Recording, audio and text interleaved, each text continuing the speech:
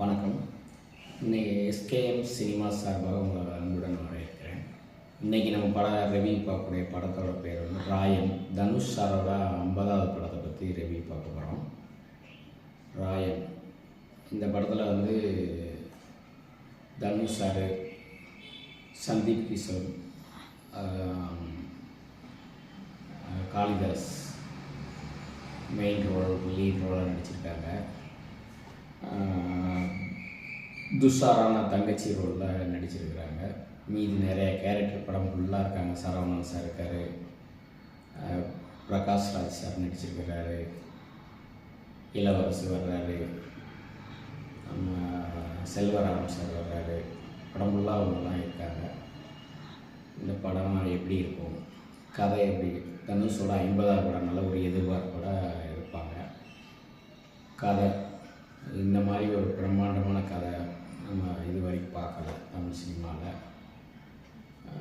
மற்றபடி இந்த படத்துக்கு இசை வந்து ஏஆர் ரஹ்மான் சார் பண்ணியிருக்காரு. இப்படி ஒரு இசையும் நம்ம இது வரைக்கும் கேட்டதில்லை தமிழ் சினிமாவில், புதுமையான இசை. தனுஷ் இயக்கம், டைரக்ஷன் எப்படி பண்ணியிருக்காரு, ஃபோட்டோகிராஃபி எப்படி பண்ணியிருக்காங்க எல்லாம் பார்த்தோம்னா எல்லாமே எக்ஸ்ட்ராடினரியாக இருந்துச்சு. ரொம்ப ரொம்ப அட்டகாசம். சண்டை காட்சிகள், வசனங்கள், ஸ்க்ரீன் ப்ளே எல்லாமே நல்லா பக்காவாக பண்ணியிருக்காங்க. தமிழ் சினிமா எந்த அளவுக்கு டெக்னிக்கல் ஆக்டிவிட்டீஸில் இதாக இருக்குது அப்படிங்கிறது இந்த படம் பார்க்கும்போது தெரியும். இப்படிலாம் சொல்லணும்னு ஆசைப்பட்டு தான் படத்துக்கு போனது. ஆனால் இதெல்லாம் எது இருக்குதுன்னு நினச்சிட்டு படத்துக்கு போயிடாதீங்க.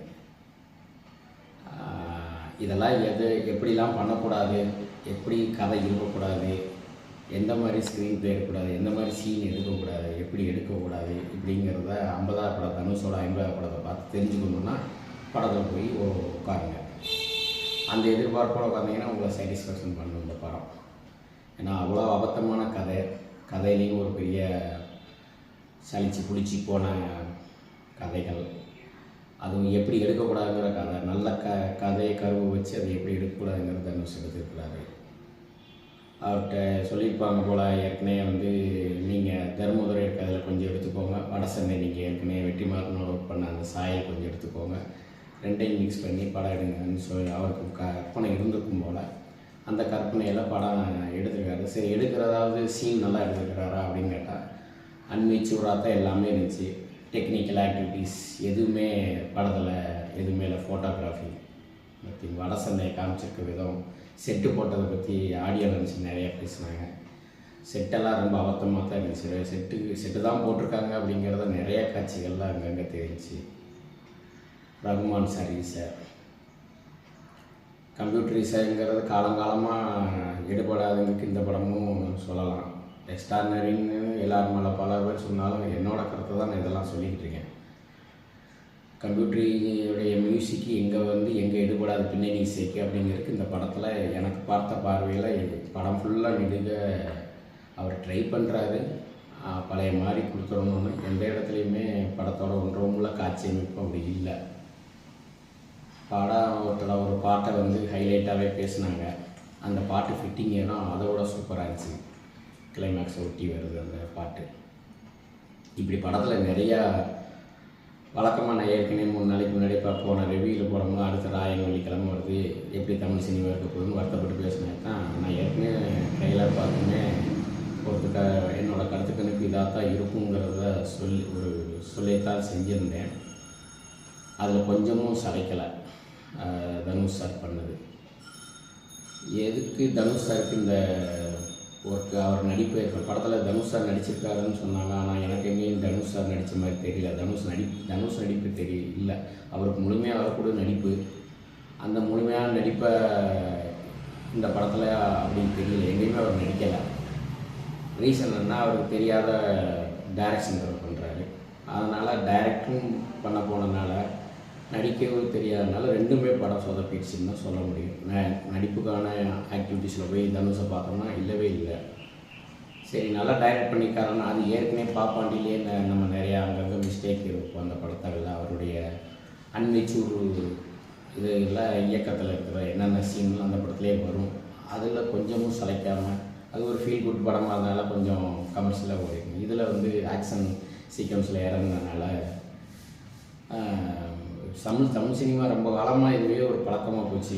ஆயுதங்களை ஏந்தி ரத்தம், இது நல்லா ஒரு பழிவாங்கிற ரிவெஞ்ச் கதை, இல்லை ஒரு இதில் ரவுடிஸ்கள் உள்ளே போனால் என்ன வாழ்க்கை மாறுது அப்படிங்கிறத கதைக்களமாக எடுத்தால் எப்படி எப்படிலாம் நம்ம ஒரு கத்தி எடுத்து ரத்தமாக வெட்டிட்டா அது அதனுடைய இது போயிடும், ஆடியன்ஸை சாட்டிஸ்ஃபேக்ஷன் பண்ணிடலாம் அப்படிங்கிறது ரொம்ப காலமாக இருக்குது.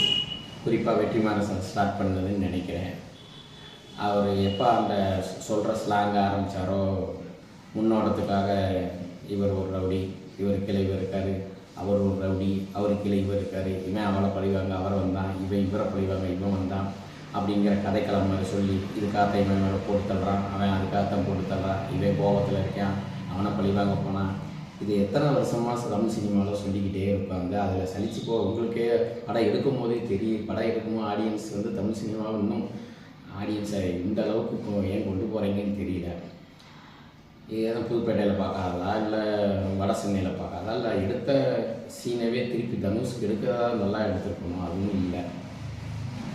நிறையா நடிகர்களில் போட்டு யாரையுமே நல்லா வேலை வாங்கலை. அவன் தம்பியெல்லாம் நடிச்சிருக்க 2 பேரையுமே அப்படி சொல்லணும்னா எல்லா சாயலுமே தெரிஞ்சு சொதப்பின மாதிரி இருக்குது. விஷ்ணு விஷாலத்தை நடிச்சிருந்தா எப்படி தண்ணி போட்டு நடிப்பாரோ அப்படிங்கிற படத்தில் நிறையா படம் நீர்ப்பாரோ அதனுடைய சாயல் அவர்கிட்ட தெரிஞ்சு. அடுத்த தம்பி ஜெயராமோட பையனா விக்ராந்த் நடிக்கிற ஸ்டைலில் நிறையா தெரிஞ்சு. தனுஷ் நடிக்கவே இல்லைன்னு சொல்லிட்டேன், ஆனாலும் அதை பற்றி பேச வேண்டிய இந்த படத்தை தனுஷ் நடிக்கலை. அவர் டைரக்ட் மட்டும்தான் பண்ணிகிட்டு இருக்கிறதுனால எப்படி எப்படி டைரக்ஷன் பண்ணக்கூடாதுங்கிறத நம்மகிட்ட சொல்லி காமிச்சிருக்காரு இந்த படத்தில். இதுதான் இந்த படத்தோட விமர்சனம். இது கவலையாக தான் சொல்ல வேண்டியிருக்கு. நான் ஏற்கனவே சொன்ன மாதிரி தான் தமிழ் சினிமா எப்போ தான் வந்து ஒரு கதைக்களத்தை எடுக்கும், அந்த கதைக்களத்துக்கு எப்போ தேவையோ அதுக்கான ஆக்ஷன் சீக்வன்ஸோ ரத்தம் வன்முறை எப்படி எந்த நேரத்தில் தேவைப்படுங்கிறத அழுத்தமாக சொல்கிற அளவுக்கு இன்னும் வரலையே.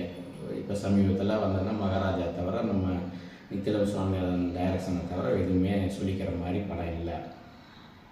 ஏன் அதை தமிழ் சினிமா புரிகிறது இல்லை?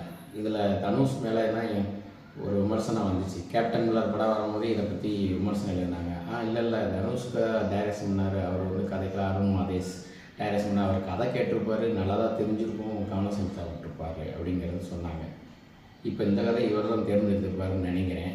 இவர் தான் டைரக்ஷன் பண்ணியிருக்காரு. அவருடைய 50வது படத்தையே அவருக்கே சூனியம் வச்சுக்கிட்ட மாதிரி தான் இருந்துச்சு இந்த படத்தில். ஏன் இந்த அளவுக்கு வன்முறை, இதில் என்ன நீங்கள் கதை சொல்ல வர்றீங்கிறது ஆடியன்ஸுக்கு சொல்ல வர்றது என்ன சொல்ல வர்றீங்க அப்படிங்கிறது தெளிவாக சென்டிமெண்ட் காட்சிகளாக இருந்த பையனை ஆரம்பத்தில் பையனை அறிமுகம் அந்த ஸ்டார்டிங் டயத்தில் வர்ற அந்த பையன் நல்லா நடிச்சிருக்கான், அவனுடைய நல்ல நடிப்பு நல்லா இருக்குன்னு சொன்னோம்னா அவன் உங்கள் கேரக்டர் தான் தனுஷ் கேரக்டரில் வர்றான்.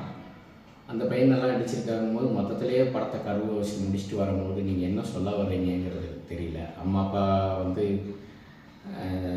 பிள்ளைகளை விட்டுட்டு போனவங்க திருப்பி வரலை, திருப்பி அண்ணன் வந்து தம்பிகளை பொறுப்பாக வளர்க்குறாருங்கிற அடிப்படையில் போகிறீங்க மாதிரி சென்னைக்கு போகிற மாதிரி காமிக்கிறீங்க.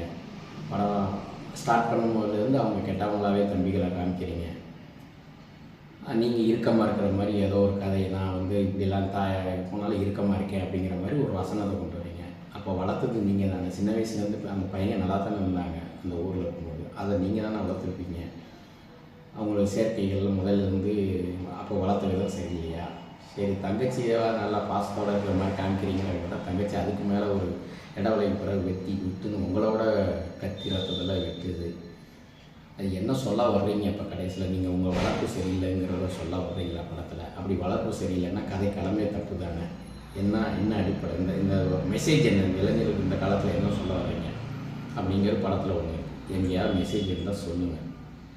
இல்லை உங்களுக்கு நல்ல நடிப்பு மட்டுமே தெரிகிற ஒரு விஷயமா இருந்தால் நடிக்கிறதுல நீங்கள் பெரிய ஆளாக வர்றது தான் எல்லோரும் விரும்புகிறாங்க. டைரக்ஷனில் இந்த அளவுக்கு தான் இருக்கும்னு சொன்னால் நம்ம தெரிஞ்ச தொழிலை நடிப்பை மட்டுமே கவனம் செலுத்தினா தனுஷ்க்கு நல்லாயிருக்கும்னு நான் நம்புகிறேன்.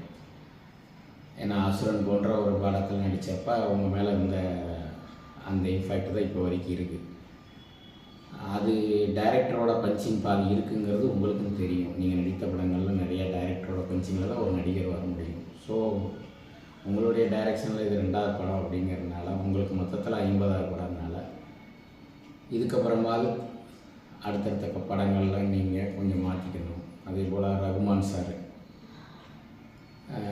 சார் ஆடியோ லான்ச்சில் இருக்கும்போது செல்வராஜன் சார் வந்து காலில் வந்து இப்படி ஒரு இதை வேர்ல்டுலேயே உண்மைதான் சொல்லிக்கிட்டே இருக்காங்க. நீங்கள் ஆஸ்கார் 2 அவார்டு வாங்கின நாள்லேருந்து இதே தான் இது ஒரு சினிமாவே உலகம் மாய உலகம் தெரியும்.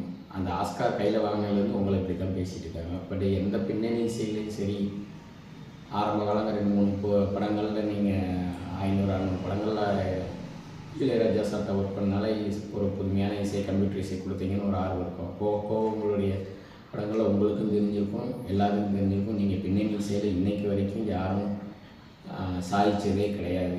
ஏன் இன்டர்நேஷ்னல் லெவலில் பின்னணி இசையை சினிமாக்காக நம்ம கண்ணோட்டத்தை கொண்டு போகிற பின்னணி இசை இசைஞானி இளையராஜா தவிர யாரும் இல்லைங்கிறது எல்லோரும் ஒத்துக்கிட்ட கருத்து தான்.